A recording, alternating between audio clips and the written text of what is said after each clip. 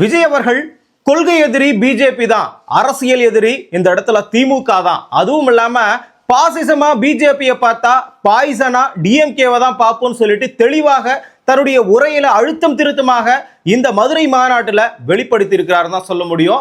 அவருடைய பேச்சுல கொஞ்சம் மாற்றம் தெரிஞ்சிருக்குது. முன்னாடி ஒரு மாநாட்டில் அவர் பேசின விதமும் இந்த மாநாட்டில் பேசி இருக்க விதமும் அரசியல் அறிவு வளர்ந்திருக்குதுன்னு தான் சொல்லணும். ஏன்னா சீமான் அவர்கள் கொஞ்ச நாட்களுக்கு முன்பாக இந்த அணில்னு சொல்லிட்டு ஒரு வார்த்தையும் டிவிகே தலைவலின்னு கேட்குதுன்னு ஒரு வார்த்தையும் வெளிப்படுத்தி இருந்தாரு. இது விமர்சனம் தான், இது அரசியல் நாகரிகம் கூட கிடையாது. கொள்கையில குறைபாடா, நவீனுடைய ஆணவ கொலைக்காக வந்து குரல் கொடுக்கல, தூய்மை பணியாளர்களுக்காக ரோட்ல வந்து இறங்கி போராடல, இந்த மாதிரியான விமர்சனங்களை வைக்கலாம், அதுல தவறே கிடையாது. அதற்கு பதிலாக இந்த தொண்டர்களை விமர்சிப்பது, அவங்க இந்த மாதிரி பண்றாங்க அந்த மாதிரி பண்றாங்கன்னு சொல்றது, இதெல்லாம் அரசியல் நாகரிகம் இல்ல. அதே மாதிரி எவ்வளவோ ஆண்டு காலம் அரசியல் நடந்து கொண்டிருக்கிறது. எந்த ஒரு தலைவனும் கீழே இறங்கி வந்து ஒரு தொண்டனை அடிச்சதா எந்த இடத்துலயுமே நடக்கல. ஆனா தொண்டர்கள் சேர்ந்து முட்டையை அதாவது அந்த தலைவர் மேல வீசுறது, செருப்பை வீசுறது, இதெல்லாம் வழக்கத்துல நடந்திருக்கு. ஆனா வழக்கத்துக்கு மாறாக தற்பொழுதுதான் அரசியல் நாகரிகம் தவறி நடந்திருக்கிறது. இது எல்லாருமே ஒத்துக்கிட்டு தான் ஆகணும். ஏன்னா தலைவர்கள் அவ்வளவு சீக்கிரம் கோபப்பட மாட்டாங்க. விமர்சனங்கள் மக்கள் தான் வைக்க வேண்டும், தலைவர் மக்கள் மீது வைக்க வேண்டாம். அப்படிப்பட்ட ஒரு பிம்பம் தான் இந்த இடத்துல இருக்குது. அப்படி இருக்கிற பட்சத்துல அவர் கொஞ்ச நாளா விமர்சனம் செஞ்சுக்கிட்டே இருந்தாரு டிவிகேவை. ஆகையினால எடுத்த எடுப்புலயே சிங்கம் தனக்கு தகுந்த ஒரு விலங்கடத்தை தான் வேட்டையாடும், செத்து போன பிணத்தை போயிட்டு வேட்டையாடாதுன்னு சொல்லிட்டு டீகோட் பண்ணி இருக்கிறாரு. யார? சீமான் அவர்களை சொல்லக்கூட முடியல அவரால். இருந்தாலும் செத்து போனது பிணத்தையோ தன்னுடைய வலிமைக்கு குன்றிய ஒரு விலங்கனத்தையோ நான் வேட்டையாடணும்னு அவசியம் இல்லைன்னு சொல்லிட்டு தொடக்கத்திலேயே சீமானை தாக்கிட்டு எனக்கு எதிரி யார் என்பதை அந்த இடத்துல தீர்க்கமா முடிவெடுத்து டிஎம்கேவை தான் நான் தாக்க போறேன்றதை தெளிவுபடுத்தி இருக்கிறார். பிஜேபியை தான் நான் எதிர்க்க போகிறேன்றதை தெளிவா சொல்லி இருக்கிறாரு. பல கொஸ்டின்களை பிஜேபி தரப்பினருக்கும் டிஎம்கே தரப்பினருக்கும் வைத்து ஒரு பக்கம் மக்களினுடைய எழுச்சி மூலமாக இந்த ஆட்சியில் குறைபாடு இருக்கிறது அப்படின்னு சொல்ல வச்சுட்டாரு. அப்படிதான் சொல்ல முடியும். அங்க கூடி இருப்பவர்கள் ரசிகர்கள் அப்படி இப்படின்னு சொல்லிட்டு 1008 விமர்சனங்கள் எல்லாருமே வச்சாலும், ஏன் விஜய் அவர்களே தன்னுடைய மேடையில தெளிவா பதிவு பண்ணிருக்கிறாரு. நான் கட்சி ஆரம்பிக்கும் போது அவரு வந்தாரு இவரு வந்தாரு, அது அவரு யார் தெரியுமா? ரஜினிகாந்த் அவர்களை குறிப்பிட்டு இருக்கிறாரு. இந்த மாதிரி ஒவ்வொரு விஷயத்தையும் நீங்க அலசி பார்த்தீங்கன்னா உள்ள வந்து சொல்ல முடியாத ஆட்களை சொல்லி தீர்த்து இருக்கிறாரு. ஆனா அதை நாம தான் புரிஞ்சுக்கணும். ஆனா சொல்ல வேண்டிய ஆள் இந்த இடத்துல தெளிவா சொல்லி இருக்கிறாரு. 2026 களத்துல போட்டி 2 பேருக்கு தான், ஒன்னு டிஎம்கேவுக்கு இன்னொன்னு டிவிகேவுக்குன்னு சொல்லிட்டு தெளிவா ஓப்பனா உடைச்சிருக்கிறாரு. முன்னாடி சொன்ன மாதிரி ஸ்டார்டிங்ல அவர் வராரு இவர் வராருன்னு சொன்னாங்க, ஆனா யாருமே வரல. அந்த மாதிரி தான் விஜய் அவர்களும் நான் வரேன்னு சொல்லிட்டு இந்த இடத்துல வர போறதில்லன்னு சொன்னாங்க. ஆனா அந்த இடத்துல வந்துட்டாரு. இதையும் அவர் தான் பதிவு பண்றாரு. அதே மாதிரி வந்துட்டா மட்டும் என்ன, இன்னும் கட்சி ஆரம்பிக்கணும், பல வேலைகள் இருக்குது, கொள்கை அறிவிக்கணும், இந்த மாதிரி நிறைய செயல்கள்லாம் இருக்குது. இதெல்லாம் எப்படி பண்ண போறாரு? மாநாட்டை கூடுறதுக்கெல்லாம் அவருக்கு வழியே கிடையாது. சாதாரண புசி ஆனந்த வச்சுக்கிட்டு இவர் என்ன கிழிச்சிட்டு போறாருன்னு சொல்லிட்டு நிறைய விமர்சனங்கள் உண்மையாகவே இருந்தது. ஏன்னா இங்க இருக்கிறவங்க எல்லாருமே அரசியல்ல எக்ஸ்பீரியன்ஸ், அந்த எக்ஸ்பீரியன்ஸ் என்ற ஒரு வார்த்தைக்காக அந்த டிவிகே கட்சியில மேடையில் இருந்த ஒரு நபர் என்ன சொல்லி இருந்தாருன்னா, அப்போ இந்த இடத்துல ஊழல் செய்யற அத்தனை நபர்களும் தான் எக்ஸ்பீரியன்ஸ், அப்படிப்பட்ட ஆட்கள் இந்த கட்சிக்கு தேவையில்லை. அவர் தெளிவாவே பதிவிட்டு இருந்தாரு யார் யாருன்னு. நீங்க வீடியோ பாத்தீங்கன்னாவே தெளிவா தெரியும். அதே மாதிரி இந்த இடத்துல நாங்க வரமாட்டோம் அப்படின்றத வந்து இந்த இடத்துல விமர்சனம் செஞ்சிருந்தாலும் நான் வந்தாச்சு, கொள்கையை அறிவிச்சாச்சு, 2 மாநாடு நடத்தி முடிச்சாச்சு, இப்படிப்பட்ட வீரதீர செயல்கள்லாம் செஞ்சுட்டா ஆட்சியை பிடிக்கிறது அவ்வளவு ஈஸின்னு நினைச்சிட்டீங்களா? அதுவும் கஷ்டம் தான் சொல்லிட்டு இந்த இடத்துல விமர்சனம் வச்சிருக்காங்க. அதையும் தாண்டி நான் ஆட்சியை பிடிப்பேன். இந்த இடத்துல திமுக வந்து என்னென்னமோ செய்யறாங்கன்னு சொன்னாங்களே, எல்லாத்தையும் செஞ்சுட்டாங்களா அப்படின்னு கேட்ட கேள்விக்கு ஸ்டாலின் அங்கிளை பார்த்துதான், ஏன்னா அவரும் ஸ்டாலின் அங்கிள் தான் குறிப்பிட்டாரு, அதை நாமளா எதையும் சொல்லல. அப்படி பார்க்கும் பொழுது ஸ்டாலின் அங்கிளை பார்த்து நான் கேட்கிறேன்னு சொன்னாலும் அந்த இடத்துல அவரோட பதில் இருக்க போறதில்ல. ஏன்னா ஸ்டாலின் அவர்கள் அந்த இடத்துல இல்லை அப்படின்னு சொல்லிட்டு மக்கள் கிட்ட கேட்கிறேன். ஏன்னா நான் வந்து சொன்னா அது எதிர்ப்பா இருக்கும், மக்களே சொன்னா அது முழக்கமா இருக்கும். அந்த முழக்கத்தை பேரடியா மாத்திரம்னா நான் வந்துட்டு நேர்ல வந்துட்டு அவங்க கிட்ட இறங்கி பேசுவேன். அப்போ உங்களுக்கு தெரியும் இந்த இடி எப்படி பேரடியாக நடக்க போகுதுன்னு சொல்லிட்டு. எல்லாருமே கட்சியை ஆரம்பிச்சுட்டு வீட்டுக்குள்ளார போனா நான் வீட்டுக்குள்ள போன பிறகுதான் நான் கட்சியை ஆரம்பிச்சேன்னு சொல்லி இருக்கிறாரு. அதே மாதிரி திமுகவுக்கு நெருக்கடியாக நான் தான் இருப்பேன்னு சொல்லிட்டு தீர்க்கமா ஒரு முடிவு எடுத்திருக்கிறாரு. அதுவும் இல்லாம 3வது எம்ஜிஆராக இவரை விமர்சிக்கிறார்கள் என்பதற்கு அவரே ஒரு பதிலை கொடுத்திருக்கிறாரு. எம்ஜிஆரை மதுரையில வந்து இந்த இடத்துல மாநாடு நடத்தினாரு. எல்லாருக்குமே பிடித்தமான ஒரு நபர், அவருடைய வழியில தான் நானும் இருக்கிறேன்னு சொன்னாரு. அவருக்கு அடுத்து அவரை போலவே, ஏன்னா அவர் கூட நான் டிராவல் பண்ணல, ஆகையினால அவருடைய கொள்கையும் அவருடைய நடத்தையும் எனக்கு சிங்க் ஆகுமானா தெரியாது. அப்படி இருக்கும்போது நான் அவருடன் ஒன்றி வாழ்ந்த அவருடைய குணம் போல இருக்கக்கூடிய விஜயகாந்தினுடைய தம்பின்ற மாதிரி என்னுடைய அண்ணன் கேப்டன் புரட்சி கலைஞர் அவருடைய வழியில நான் தீர்க்கமா நடப்பேன்னு சொல்லி இருக்கிறாரு. இதன் மூலமாக கூட்டணி அமைறதுக்கு கூட வாய்ப்பு இருக்கலாம். ஆகையனாலதான் கேப்டன் இந்த இடத்துல மென்ஷன் பண்ணாரு. ஆனா முதல் மாநாட்டில் அவர் அறிவிக்கல. எல்லாருமே அந்த இடத்துல ஒரு குறையா பார்த்தாங்க. என்ன குறையானா, அவ்வளவு வழி நடத்தின, அவ்வளவு உயர்த்தி விட்ட கேப்டனை பத்தி ஒரு வார்த்தை பேசலையேன்னு சொல்லிட்டு எல்லாருமே விமர்சனம் செஞ்சிருந்தாங்க. அதற்கு தக்க பதிலடி தான் இப்ப கிடைச்சிருக்கு.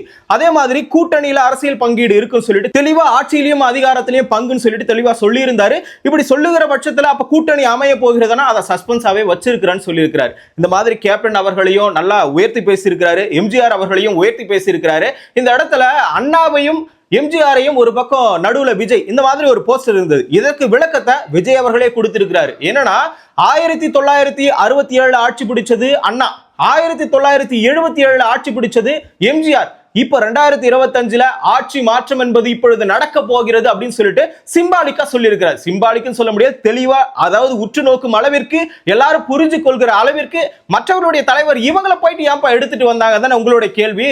கண்டிப்பா இருக்கு. இதுல சமூக நீதி, மதச்சார்பின்மை, இந்த மாதிரி நிறைய விஷயங்கள், திமுக மாதிரியே இவங்களுடைய கொள்கை இருக்குதுன்னு சொல்லிட்டு எல்லாருக்குமே விமர்சனம் இருந்தாலும் அந்த கொள்கை எல்லாமே உண்மைதான். ஆனா இதுல ஊழல் இல்லாத ஒரு ஆட்சி, அண்டர் கிரவுண்ட்ல அலைன்ஸ் வச்சுக்காத ஒரு ஆட்சி, இப்படிப்பட்ட ஆட்சி தான் இங்க நடத்த போறோம் அப்படின்னு சொல்லிட்டு தெளிவா இந்த இடத்துல விஜய் அவர்கள் சொல்லி இருக்கிறாரு. ஏன்னா மறைமுகமாக இவங்க வந்து பிஜேபியை கொண்டாடுறாங்க, வரவேற்கிறாங்க, போயிட்டு மறைமுகமா போய் பேசி ரைடு வரதெல்லாம் தடுக்கிறாங்க, அப்படி இப்படின்னு சொல்லிட்டு நிறைய விமர்சனம் வச்சாரு. பிஜேபியை எப்படி தாக்குறாருன்னா, நீங்க வந்துட்டு எங்களுக்கு கச்சத்தீவையும் இன்னொரு பக்கம் எங்களுக்கு நீட் தேர்வையும் ரத்து செய்யணும், கச்சத்தீவை மீட்டு கொடுக்கணும். ஏன்னா ஜம்மு காஷ்மீர்ல இருக்கிற பகுதி பிரிஞ்சு போயிடுச்சு, யாரோ தாக்க வராங்கன்னு வந்தா இந்தியாவின் ஒரு பகுதியை கைப்பற்றி விட்டார்கள் என்று சொல்லும் ஒன்றிய அரசு ஏன் இந்தியாவில் உள்ள அதே மீனவர்கள், அதாவது தமிழகத்தில் இருக்கிற மீனவர்கள் அந்த இலங்கையை சேர்ந்தவங்க கடத்திட்டு போனாவோ இல்ல எடுத்து, அதாவது அந்த அத்துமீறி போயிட்டு மீன் பிடிக்கிறாங்க, அவங்கள தூக்கிட்டு போறாங்கன்னா அப்ப நீங்க என்ன சொல்லணும், இந்திய மீனவர்கள் தானே சொல்லணும். நியூஸ் சேனல்ல கூட தமிழக கடலோர மீனவர்கள் இப்படிதான் பதிவு பண்றாங்க. அப்போ இந்தியாவில இருந்து இதை பிரிச்சு பார்க்கிற மாதிரி ஒரு விஷயத்தை தான் இவங்க செய்யறாங்கன்றத தெளிவா சொல்லி இருக்கிறார். ஆகையினால இதற்காகவும் அந்த நீட் தேர்வை ரத்து செய்யணும்ன்றதுக்காகவும் தெளிவா சொல்லி இருக்கிறாரு. இது உங்களால பண்ண முடியுமான்னு கூட டைரக்டாவே கேட்டிருக்கிறாரு. நீங்க ஒட்டுமொத்த சமூகத்துக்கும் ஒரே மாதிரியான ஒன்றிய அரசு ஆட்சியை தானே கொடுக்கணும், நீங்க ஏன் வந்துட்டு வெறும் இஸ்லாமியரை ஒதுக்கிட்டு மற்ற சமூகத்துக்கு மட்டும் தகுந்த ஒரு ஆட்சியை கொடுக்குறீங்க, இஸ்லாமியர்களை வெறுக்கிறீங்களான்னு சொல்லிட்டு அந்த இடத்துல தெளிவா பேசியிருக்கிறாரு. இப்படி நிறைய விஷயங்களை, நிறைய கட்சிகள் சார்ந்த விஷயங்களை ஒடுக்கி பேசி கடைசியா ஒரு வார்த்தையை சொன்னாரு. என்ன வார்த்தைனா, 200 கோடி உச்சத்துல இருக்கக்கூடிய ஒரு நடிகர், சம்பாதிக்கக்கூடிய ஒரு நடிகர், அப்படி டாப்ல இருக்கிற நான் தான் இந்த இடத்துல வந்திருக்கிறேன். அதாவது இந்த இடத்துல முடிஞ்சு போச்சு, இதுக்கப்புறம் அரசியல்ல போயிட்டு அப்படியே செட்டில் ஆகலாம், ஒரே ஒரு சீட்டு வாங்கி செட்டில் ஆயிடலாம், இல்ல ஒரு சீட்டு கிடைச்சாலே போதும், நம்ம கட்சியை கழிச்சிட்டு போயிட்டு ஜாயின் பண்ணிக்கலாம், இப்படி எல்லாம் விமர்சனம் செஞ்சுட்டு அதே மாதிரி அந்த கட்சியில இடம் பிடிச்சிட்டு சம்பாதிக்கிறதுக்காக நான் வரல, எனக்கு ஆல்ரெடி 1000 கோடிக்கு மேல ப்ராஃபிட் வரக்கூடிய ஒரு இடத்துல நான் இருக்கிறேன், ஆனா அதெல்லாம் உதறி தள்ளிட்டு ஏன் வரனா, நன்றி கடன் அப்படின்ற ஒரே வார்த்தை தான். தமிழக மக்கள் எனக்கு கொடுத்த ஒரு நம்பிக்கை, அவங்க கொடுத்த ஒரு அன்பு, இதற்காக நான் திருப்பி கொடுக்கிறதுக்காக தான் இந்த இடத்துல வந்திருக்கிறேன்னு சொல்லிட்டு விஜய் அவர்கள் ஆவேசமாக பேசி இருக்கிறார். குறிப்பா இந்த மாநாட்டை பத்தி நம்ம தெளிவா சொல்லியே ஆகணும். எல்லா கட்சியிலுமே மாவட்ட செயலாளர்கள் மூலமா அந்த ஜனங்க கிட்ட போயிட்டு அந்த கோட்டருக்கு ஒரு பிரியாணி, அதுக்கப்புறமா காசு கொடுத்து 200-300 கொடுத்து ஒரு கூட்டத்தை கூட்டி ஒரு கட்சி செய்கின்ற வேலையை ஒற்றையாளாய் ஒரே மனிதன் விஜய் என்ற பெயருக்காக மட்டுமே அவ்வளவு கூட்டமும் அங்க வந்ததுன்னு சொல்லிட்டு தெளிவா சொல்லலாம். ஏன்னா மேடையில முன்னாடியே எல்லாருமே விமர்சனம் செஞ்சிருந்தாங்க, யாரையும் செலிபிரிட்டி போயிட்டு கூப்பிடல, மதம் ஜாதின்னு வச்சு அந்த ஒரு அடையாளத்தை பயன்படுத்தி எந்த கூட்டத்தையும் கூட்டல, அதே மாதிரி இறைவன் பேரை வச்சு வழிபட்டோ அதையும் எதையும் செய்யல. அந்த இடத்துல செஞ்ச ஒரே வேலை என்ன தெரியுமா, சமூக நீதியின் தவிர்த்து விட்டு விஜய் என்ற ஒற்றை பெயருக்காக தான் அவ்வளவு மக்களும் கூடினார்கள். அத்தனை கூட்டமும் அதற்காக மட்டும்தான். தமிழ்நாடே இன்னைக்கு தடம் புரண்டு போய்க்குதான். அதுக்கு ஒரே காரணம், இவன் எதை வச்சு கூட்டத்தை கூட்டினா, விஜய் வச்சு மட்டும்தான். அவரே அந்த விஷயத்தை தெளிவுபடுத்தி இருக்காரு. இந்த தொகுதியில இவன் நிக்கிறான், அந்த தொகுதியில அவன் நிக்கிறான்னு சொல்லிட்டு யாருமே சலிப்படைய வேண்டாம். எல்லா தொகுதியிலும் உங்களின் விஜய் மட்டுமே வேட்பாளராக நிற்கிறாருன்னு சொல்லிட்டு அவருடைய வாயாலிய கர்ஜனை முறையில சொல்லி இருந்தாரு. சோ இதெல்லாம் கேட்கும் போது எப்படி தெரியுமா இருக்கு, எம்ஜிஆர் வந்து 1972 அந்த இடத்துல எதிர்ப்பாயிடுச்சு. எப்படியோ கலைஞர் அந்த திமுகவிற்கும் இவங்களுக்கும் எதிர்ப்பாயிடுச்சு. எதிர்ப்பானதன் மூலமாக இவர் ஒரு கட்சியை தொடங்கி 77 ஆட்சியை பிடிக்கிறாரு. அப்ப ஆட்சியை பிடிக்கிறதுக்கு தொடக்கிறதுக்கு முன்னாடி, அந்த கட்சியை தொடங்குறதுக்கு முன்னாடி கூட்டம்லாம் கூட்டுவாங்கல்ல, அந்த கூட்டத்தை கூட்டும் போதே எல்லாரும் என்ன சொன்னாங்கன்னா, எதிர்கட்சியில இருந்தவங்க எல்லாம் என்ன சொன்னாங்கன்னா, இது ஒரு ரசிகர் கூட்டம் மட்டும்தான், ஃபேன்ஸ் எப்படி ரசிக்கிறாங்களோ அந்த மாதிரி தான் இவங்களும் வந்து கூடி இருக்கிறாங்க. அதுவும் இல்லாம இன்னொரு பக்கம் என்ன விமர்சனம் செஞ்சாங்கன்னா, இவங்க எல்லாம் வந்து படிக்காத ஒரு முட்டாள் கூட்டம். அதாவது எம்ஜிஆருக்கும் அரசியல் அறிவு கிடையாது, அவருக்கு பின்னால் போகிற இந்த கூட்டத்துக்கும் அரசியல் அறிவு கிடையாதுன்னு சொல்லிட்டு தெளிவா சொல்லி இருந்தாங்க அந்த எதிர்கட்சியில இருந்தவங்க எல்லாருமே. ஏன்னா அவங்க எதிர்கட்சியாச்சே, இவர் வளரக்கூடாதுன்றதுக்காக என்ன வேணாலும் சொல்லலாம். அதே பாணியில தான் ஒரு சினிமாக்காரனா இருந்தா இந்த இடத்துல அதாவது கெட்டவனாவோ புத்தி இல்லாதவனாவோ இருக்கணுமா என்ன? அதே மாதிரி அரசியல் இருக்கிறவன் புத்திசாலியா மட்டும்தான் இருப்பானா, கெட்டவனாவும் இருப்பான்றது விஜய் அவர்களே சொல்லி இருக்கிறாரு, அந்த இடத்துல மென்ஷனும் பண்ணி இருக்கிறாரு. அந்த மாதிரி தான் அந்த இடத்துல படிக்காதவர்கள் இருந்தது உண்மைதான். அந்த காலத்துல படிக்காம ஒரு அரசு, அதாவது சினிமாக்காரன் வந்தா எல்லாரும் அவங்க பின்னாடி ஓடுறது வழக்கம் தான். 2025ல நீங்கள் வந்து கிட்டத்தட்ட 67 இருந்து 2025 வரைக்கும் ஆட்சியை பிடிச்சிருக்கிறீங்க, ஆட்சியை பிடிச்சு படிக்க வச்சிருக்கிறீங்க, எல்லா பெண்களுக்கும் இந்த இடத்துல பெண் கல்வியை கொடுத்திருக்கிறீங்க, இளைஞர்களுக்கும் கல்வியை கொடுத்திருக்கிறீங்க, 100% தமிழ்நாட்டில் உயர்த்தி இருக்கிறீங்க. அப்படி இருக்கும்போது இந்த இடத்துல எல்லாருமே படிச்சவங்க தான். இப்பவும் அதே கூட்டம் கூடுதுன்னா ஒருத்தனுக்கு அவன் அரசியல பெரிய மாற்றத்தை ஏற்படுத்தக்கூடிய ஒரு புரட்சியாளன் தானே. இங்க பாருங்க, எம்ஜிஆருக்கு அடுத்து கேப்டனுக்கு அதே கூட்டம் கூடியது. இன்னைக்கு கேப்டனுக்கு அடுத்து இந்த ஒரு சுயநலம் கொண்ட ஒரு காலத்துல சுயநலமா தான் எல்லாருமே யோசிப்போம். அப்படிப்பட்ட காலத்திலேயும் இவ்வளவு மக்கள் ஒருத்தனுக்காக ஒரு காசு கொடுக்காம எப்படி கூடுறாங்க? இவ்வளவு பேர் எப்படி வந்தாங்க? எதை வச்சு வந்தாங்க? இங்க 1000 பேர் கட்சி ஆரம்பிச்சாலும் இந்த அளவுக்கு கூட்டம் வந்ததா? ஏன் சீமான் அவர்கள் இது வரைக்கும் டிஎம்கேவையும் பிஜேபியும் அதுக்கப்புறமா ஏடிஎம்கேவையும் விமர்சிச்சுட்டு இருந்தாரு, இப்பொழுது டிவிகேவை விமர்சிக்க காரணம் என்ன? இந்த தமிழ்நாட்டில் கிட்டத்தட்ட 100க்கு மேல கட்சி இருக்குது. 100க்கு மேல கட்சியுமா இந்த இடத்துல சீமான் அவர்கள் விமர்சித்துக் கொண்டிருக்கிறார். காரணம் என்னன்னா, ஒன்னு ஜெயிக்க போறவனா இருப்பான், இல்ல ஜெயிச்சவனா இருப்பான். இந்த 2 பேரை மட்டும்தான் இங்க இருக்கக்கூடிய அரசியல் தலைவர்கள் விமர்சிப்பாங்க. அந்த வகையில பார்க்கும் பொழுது விஜய் அவர்கள் ஜெயிக்க கூடியவர் அப்படின்ற ஒரு அடிப்படையில வச்சுதான். ஏன்னா இன்னைக்கு சீமானுடைய வாக்கு வங்கி வந்து பாத்தீங்கன்னா 8% இருந்து குறைவதற்கு ஒரு காரணமாக இருக்க போறவரே இந்த டிவிகேவினுடைய தலைவர் விஜய் அவர்கள் மட்டும்தான். அதுல 100% நம்மளால சொல்ல முடியாது. ஏன்னா அதுல இருக்கக்கூடிய படித்த இளைஞர்களும் கொஞ்சம் இந்த பக்கமா திரும்பி இருக்கிறாங்க. உண்மையான சீமான் தொண்டர்களாக இருந்தா பிரிய மாட்டாங்கன்னு சொல்லிட்டு அவர்களுடைய தொண்டர்களும் சொல்லலாம். இந்த இடத்துல விஜயனுடைய உண்மையான ரசிகனாக இருந்தால் சீமானை பின்தொடர மாட்டார்கள் சொல்லிட்டு இவங்களும் சொல்லலாம். என்ன வேணாலும் அவங்க மாத்தி என்ன ஒரு வாக்குவாதம் வேணாலும் வச்சுக்கலாம். ஆனா உண்மை நிலவரம் என்னன்னா, 2 பக்கமும் பிரிஞ்சு போறது வழக்கமா தான் இருக்கு. ஆனா முதலில் அந்த இடத்துல கட்சியை தொடங்கியது சீமான் தான். சீமான் கிட்ட இருந்துதான் பல தொண்டர்கள் இந்த பக்கம் திரும்புறாங்களா அப்படின்றது உண்மையா இல்லையான்னு தெரியாது. ஆனா அந்த விமர்சனத்தை வச்சு கண்டிப்பா வாக்கு வங்கி குறையதான் போகிறது அப்படின்னு சொல்லிட்டு அரசியல் விமர்சகர்களே பேசிக் கொண்டிருக்கிறார்கள். இந்த மாநாட்டின் மூலமாக நாம தெளிவு பெற்றது என்னன்னா, இவர் நிறைய கொள்கையை சொல்லிட்டாரு. அந்த கொள்கையெல்லாம் சொல்லி இந்த மாதிரி செய்யறேன்னு சொன்னாங்களே, அதெல்லாம் செஞ்சாங்களான்னு சொல்லிட்டு ஒரு முழக்கத்தை கேட்டாரு. நம்ம முன்னாடியே சொல்லி இருந்தோம். ஆனா இந்த மாதிரி ஒரு எழுச்சி மிக்க மாநாடு எங்கேயுமே கிடையாதுங்க.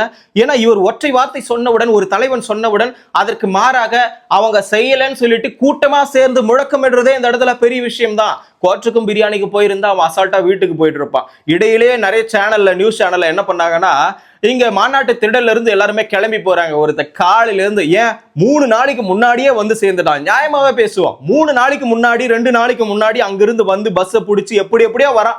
அவன் 1 மணி நேரம் ரெஸ்ட் எடுக்கிறதுல உங்களுக்கு என்ன பிரச்சனை? அவன் வெளியே கூறு தான் போட்டோம், போயிட்டு விஜய் பேசுறப்ப வந்து பாத்துக்கிறோம்னு சொல்லிட்டு கூட தான் இருக்கலாம். இப்படி என்ன வேணாலும் நடக்கலாம். ஆனா அதையும் ஒரு பக்கம் இவங்க பேசுறதை கட் பண்ணிட்டு இந்த பக்கமா வேற மாதிரி போட்டாங்க பாருங்க. ஒரு டெம்ப்ளேட்டை வேற லெவல்ல இருந்தது இந்த மாதிரியான காட்சிகள்லாம்.